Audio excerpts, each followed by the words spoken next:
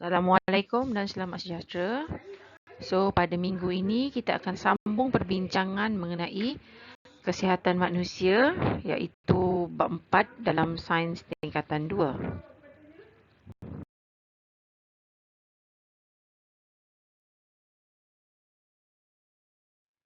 So, pada minggu ini kita akan fokuskan kepada subtopik 4.2 iaitu pertahanan badan.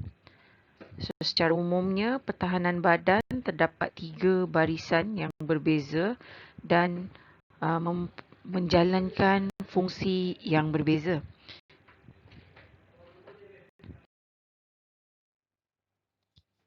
Kita tengok dulu kepada barisan pertahanan pertama.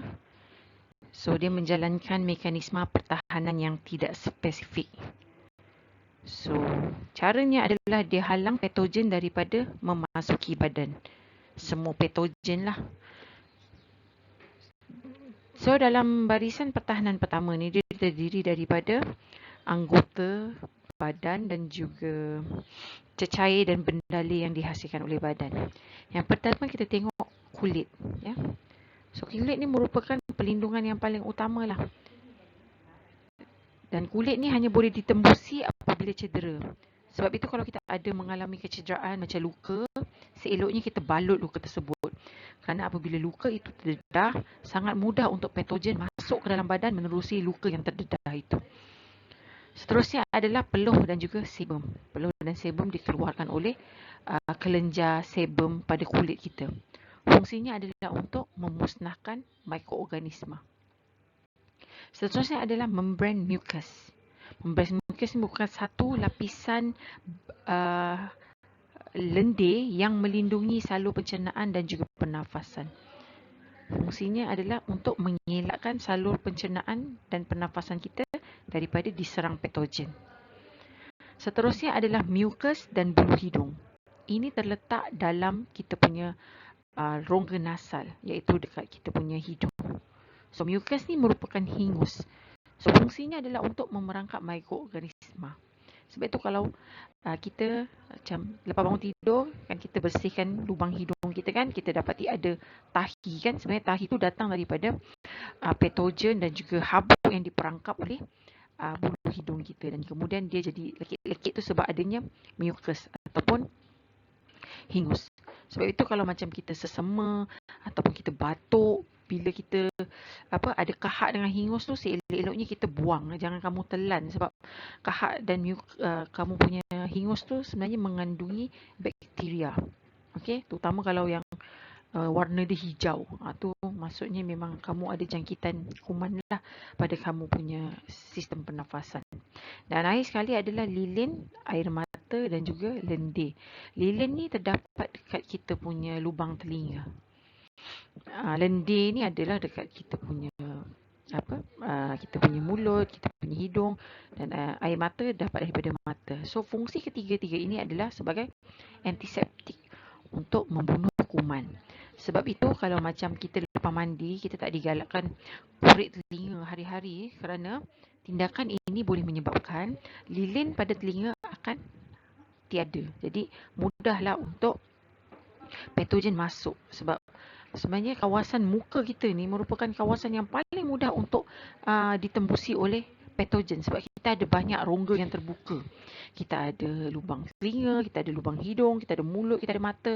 Jadi sebab itu semasa COVID ni kan kita memang jangan dipesan jangan sentuh muka. Sebab muka kita ni ada banyak ruang-ruang yang terbuka iaitu jalan yang sangat mudah untuk patogen masuk. Namun sekiranya patogen berjaya melepasi pertahanan pertama, apa badan kita akan buat?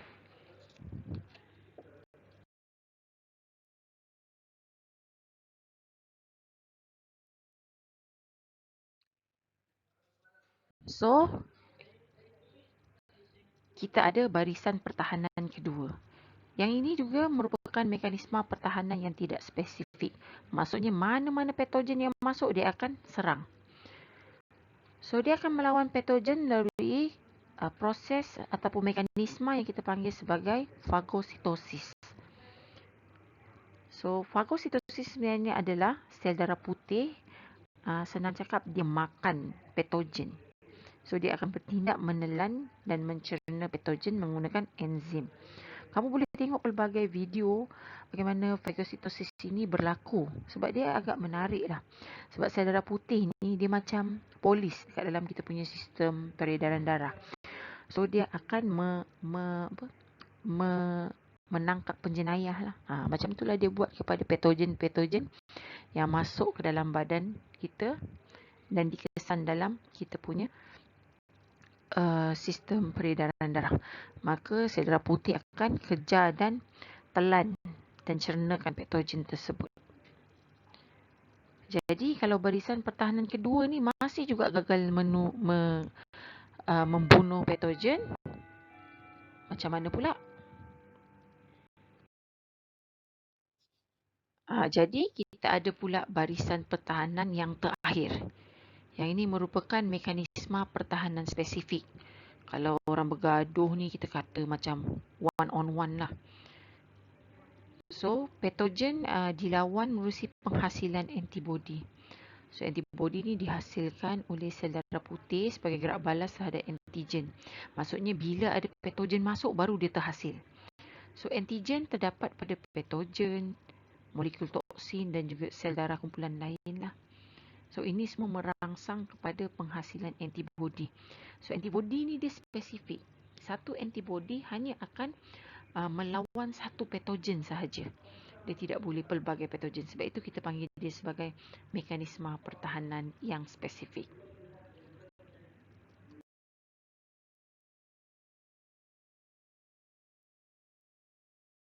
Manusia ni terbahagi kepada dua, iaitu keimunan pasif, iaitu antibodi daripada sumber luar, ataupun keimunan aktif, iaitu keimunan yang terhasil apabila dirangsang oleh antigen.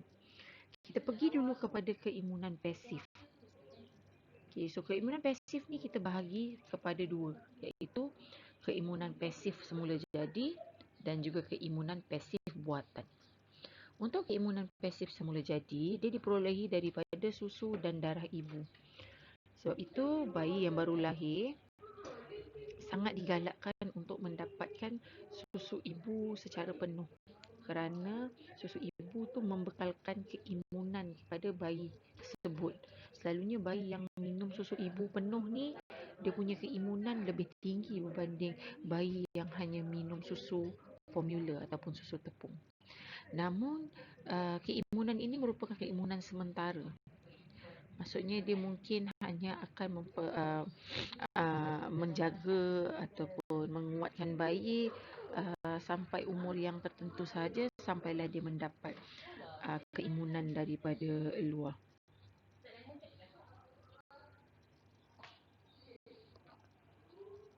Okey, seterusnya adalah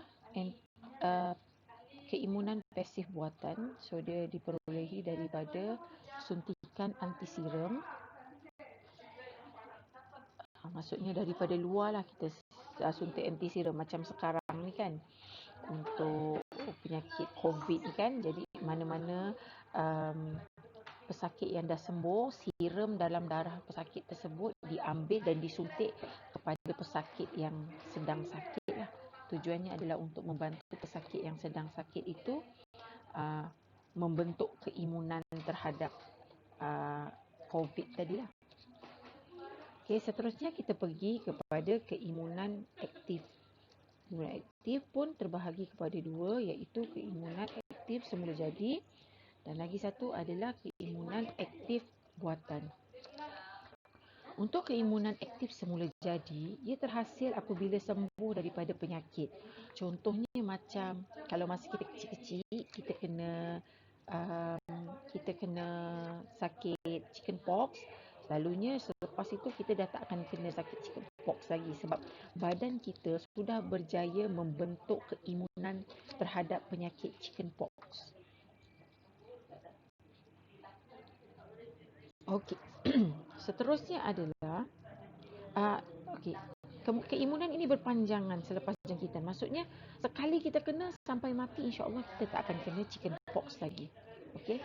Itu adalah semula jadi lah. Yang kedua adalah keimunan aktif buatan. Dia terhasil apabila suntikan vaksin diterima. Contohnya masa kita kecil, kita dapat macam-macam vaksin. Kita ada terima vaksin MMR, kita ada terima vaksin MMR tu untuk measles, mumps and rubella. Untuk 3 penyakit tu macam lagi kita dapat injection DTaP. Itu untuk diphtheria, tetanus dengan apa lagi satu? Tak ingat cikgu. Okay, so semua itu suntikan itu datang daripada luar. Maksudnya vaksin itu mengandungi patogen yang sudah dilemahkan. Patogen yang sudah dilemahkan, kemudian dia masukkan dalam badan kita supaya badan kita mampu untuk melawan virus tersebut ataupun patogen tersebut sekiranya patogen itu masuk pada masa akan datang. So, keimunan ini merupakan keimunan yang berpanjangan selepas jangkitan. Maksudnya sekali suntik memang boleh tahan seumur hidup. Sebab itu penting untuk kita pastikan bahawa kita telah mendapatkan semua suntikan vaksin yang telah disediakan oleh kerajaan. Ini adalah untuk menjamin kita daripada penyakit-penyakit yang berbahaya. Contohnya kalau macam untuk MMR kita ada sakit measles, mumps dan juga rubella. Ketiga-tiga penyakit itu merupakan penyakit yang sangat berbahaya, malah pada suatu masa dulu membunuh berjuta-juta manusia di dunia ini disebabkan oleh penyakit tersebut. Begitu juga dengan suntikan DTaP, kita ada macam sakit diphtheria, kita ada tetanus dan juga polio. Penyakit-penyakit ini merupakan penyakit-penyakit yang membunuh ramai manusia pada suatu masa dahulu. Jadi bila kita dapatkan suntikan vaksin ni, insya-Allah kita akan selamatlah daripada penyakit ini. Ataupun sekiranya kita terkena juga penyakit ini, kita ada possibility yang tinggi untuk sembuh daripada penyakit tersebut.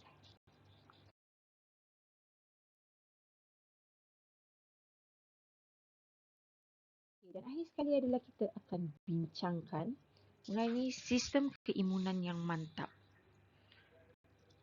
So, setiap orang mempunyai sistem ataupun tahap sistem keimunan yang berbeza. Ia bergantung kepada kita punya cara hidup dan juga